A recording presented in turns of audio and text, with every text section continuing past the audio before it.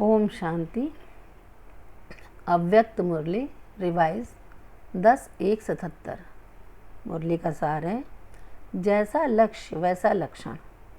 आज बाप दादा हर बच्चे के मस्तक और नैनों द्वारा एक विशेष बात देख रहे हैं। अब तक लक्ष्य और लक्षण कितना समीप है। लक्ष्य के प्रमाण लक्षण प्रैक्टिकल रूप में कहाँ तक दिखाई देते हैं।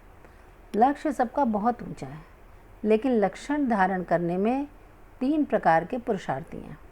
वो कौन से हैं? एक हैं जिन्हें सुनकर अच्छा लगता है, करना चाहिए, लेकिन सुनना आता है पर करना नहीं आता है। दूसरे हैं जो सोचते हैं, समझते भी हैं, करते भी हैं, लेकिन शक्ति स्वरूप न होने के कारण डबल पार्ट बजाते हैं। अभी अभी ब्राह्मण, तीव्र गति पुरुषार्थी, अभी अभी हिम्मतहीन। कारण 5 विकार और प्रकृति के तत्व दोनों में से किसी न किसी के वशीभूत हो जाते हैं। इसलिए लक्ष्य और लक्षण में अंतर पड़ जाता है। इच्छा है, लेकिन इच्छा मात्रम अविद्या बनने की शक्ति नहीं।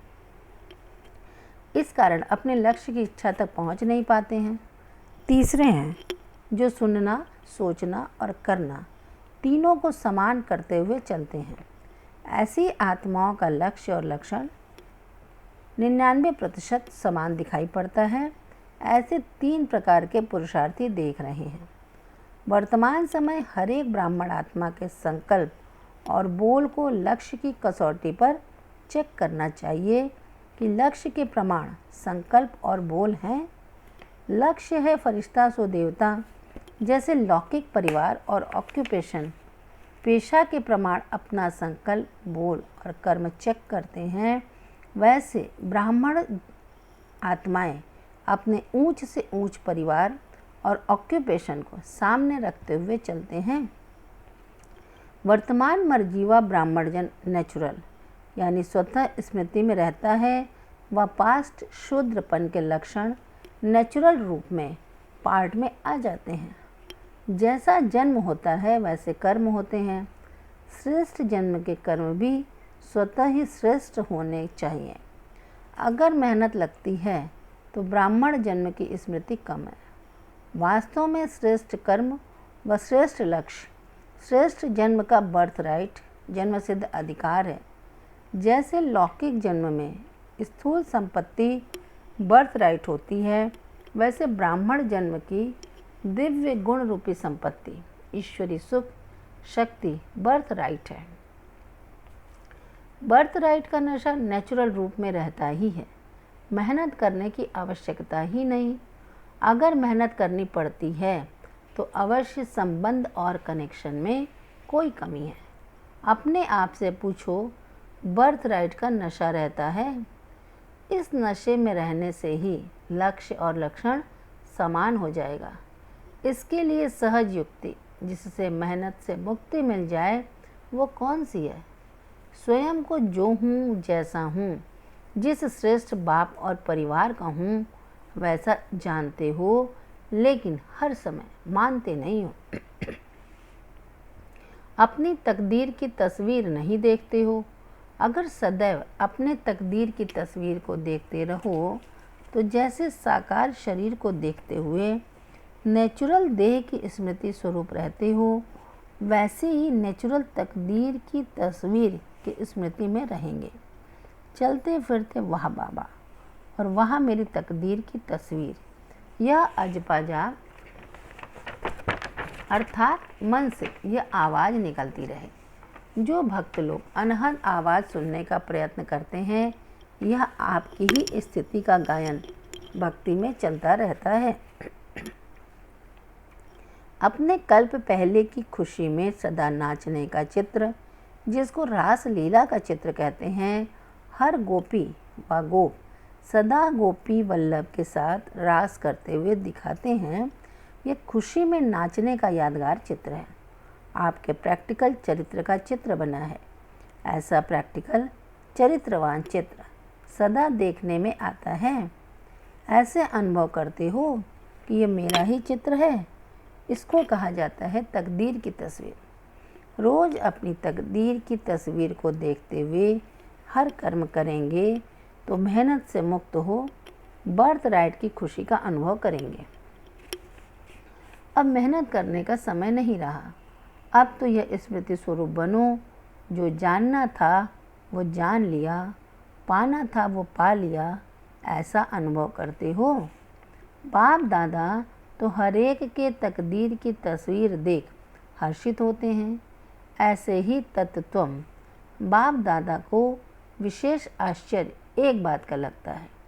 मास्टर सर्वशक्तिमान, श्रेष्ठ तकदीरवान छोटी छोटी उलझनों में कैसे उलझ जाते हैं। जैसे कि शेर चींटी से घबरा जाता है। अगर शेर कहे मैं चींटी को कैसे मारूं, क्या करूं, तो क्या सोचेंगे? संभव बात लगेगी या असंभव लगेगी? ऐसे मास्टर सर्वशक्तिमान जरा सी उलझन में उलझ जाएं तो क्या बाप को संभव बात लगेगी या आश्चर्य की बात लगेगी? इसलिए अब छोटी छोटी उलझनों से घबराने का समय नहीं है। अब तो सर्व उलझी हुई आत्माओं को निकालने का समय है। समझा, ये बचपन की बातें हैं। मास्टर रचयिता के लिए ये बचपन की बातें शोभती नहीं। इसलिए कहा है कि सदैव उमंग उल्लास की रास में नाचते रहो। सदा वह मेरा भाग्य और वह भाग्य विधाता, इस सूक्ष्म मन की आवाज़ को सुनते रहो। नाचने के साथ जैसे साज चाहिए ना, तो ये अनादि मन का आवाज़ सुनते रहो और खुशी में नाचते रहो। ऐसे सदा बर्थ राइट के नशे में रहने वाले, ईश्वरी मस्ती में सदा रहने वाले, मेहनत से मुक्त होने वाले, लक्ष्य और लक्षण समान करने वाले, सर्व उलझनों से निकालने वाले, ऐसे श्रेष्ठ तकदीर वाले पद्मा पदम भाग्यशाली बच्चों को याद, प्यार और नमस्ते। बच्चों की तरफ से भी बाबा को नमस्ते नमस्ते नमस्ते। दूसरी मुरली 12-1-77। मुरली का सार है, संगम युग पर बालक सो मालिक, बनने वालों के तीनों कालों का साक्षात्कार। आज बाप दादा हर बच्चे के तीनों कालों को देख रहे हैं।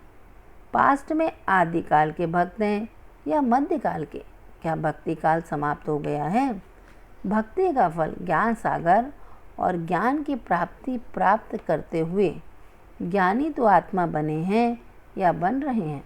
भक्ति के संस्कार अधीनता अर्थात किसी के अधीन रहना, मांगना, पुकारना, स्वयं को सदा संपन्नता से दूर समझना, इस प्रकार के संस्कार अभी तक अंश मात्र में रहे हुए हैं या वंश रूप में भी हैं।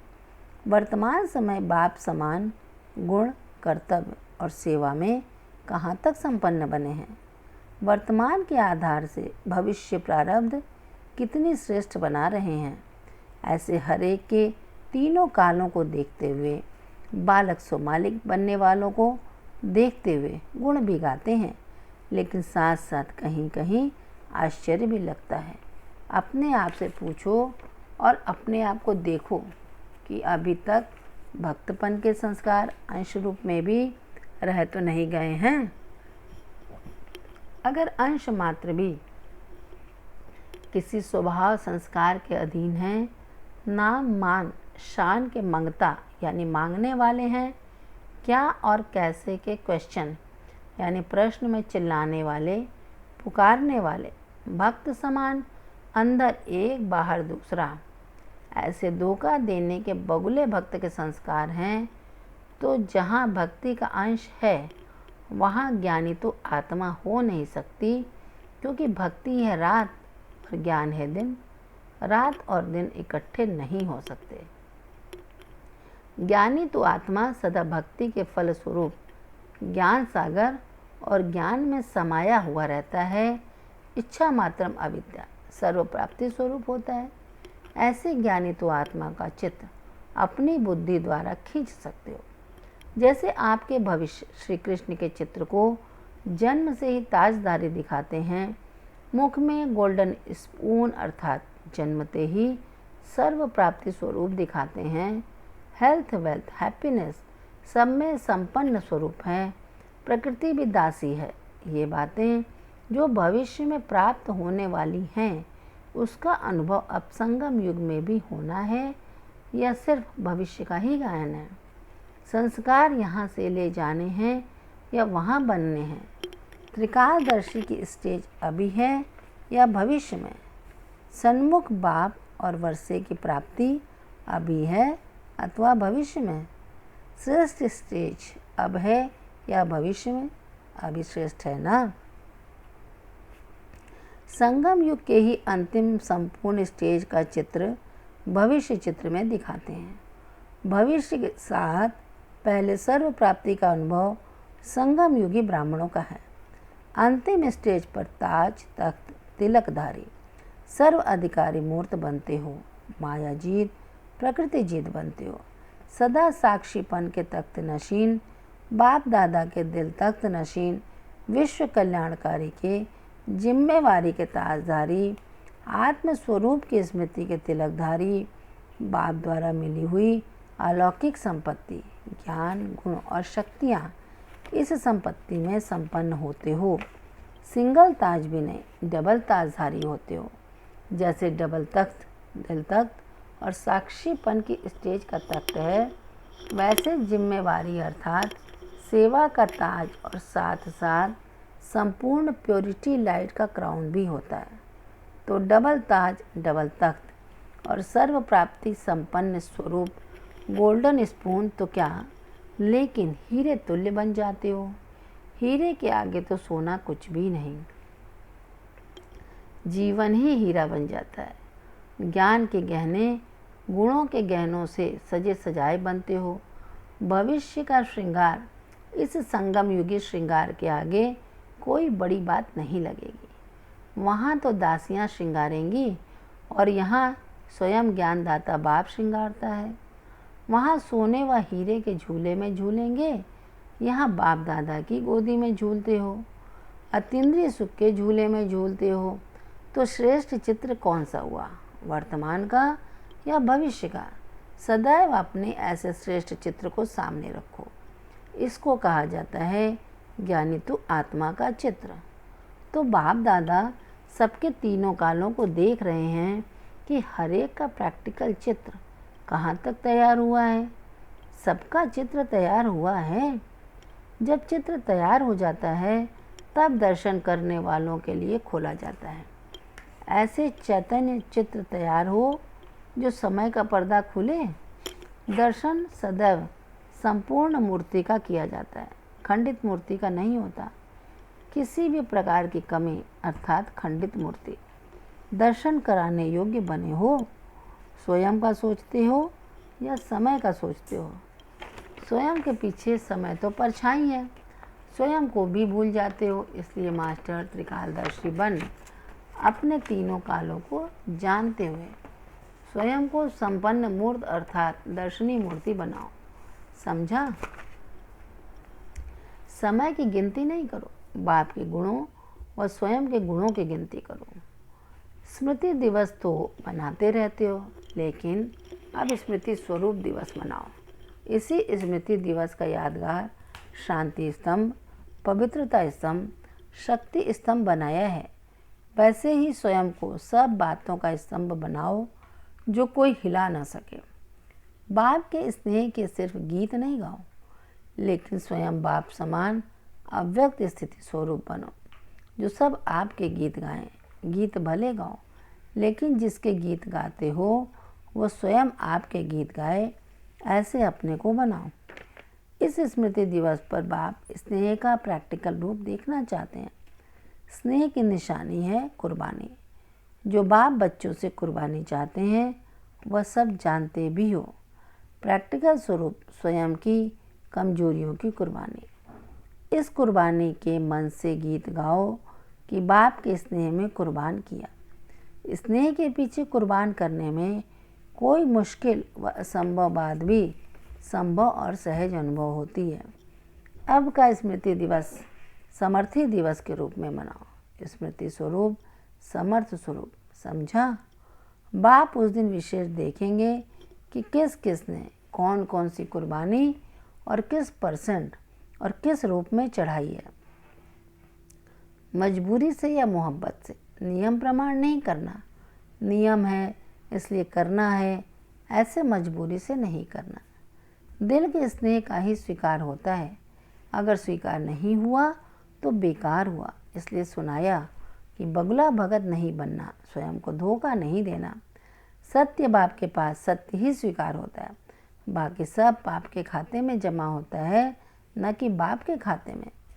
पाप का खाता समाप्त कर बाप के खाते में भरो। कदम में पद्मों की कमाई कर पद्मपति बनो। अच्छा, ऐसे इशारे से समझने वाले, समय को नहीं लेकिन स्वयं की सोचने वाले, बाप के स्नेह में एक सेकंड के दृढ़ संकल्प में कुर्बानी करने वाले, डबल ताज डबल तख्त नशीन ज्ञानी तो आत्माओं को बाप दादा का याद, प्यार और नमस्ते। बच्चों की तरफ से भी बाबा को नमस्ते नमस्ते नमस्ते। वरदान, एक व्रता के राज को जान, वरदाता को राजी करने वाले, सर्व सिद्धि स्वरूप भाव। वरदाता बाप के पास अखुट वरदान है, जो जितना लेने चाहें खुला भंडार है। ऐसे खुले भंडार से कई बच्चे संपन्न बनते हैं और कोई यथाशक्ति संपन्न बनते हैं। सबसे ज़्यादा झोली भरकर देने में भोलेनाथ वरदाता रूप ही है। सिर्फ उसको राजी करने की विधि को जान लो तो सर्व सिद्धियाँ प्राप्त हो जाएंगी। वरदाता को एक शब्द सबसे प्रिय लगता है, एक व्रता। संकल्प स्वप्न में भी दूजा व्रता न हो, वृत्ति में रहे मेरा तो एक दूसरा ना कोई। जिसने इस राज को जाना उसकी झोली वरदानों से भरपूर रहती है। स्लोगन, मनसा और वाचा दोनों सेवाएं साथ साथ करो तो डबल फल प्राप्त होता रहेगा। मनसा और वाचा दोनों सेवाएं साथ साथ करो तो डबल फल प्राप्त होता रहेगा। अच्छा, ओम शांति।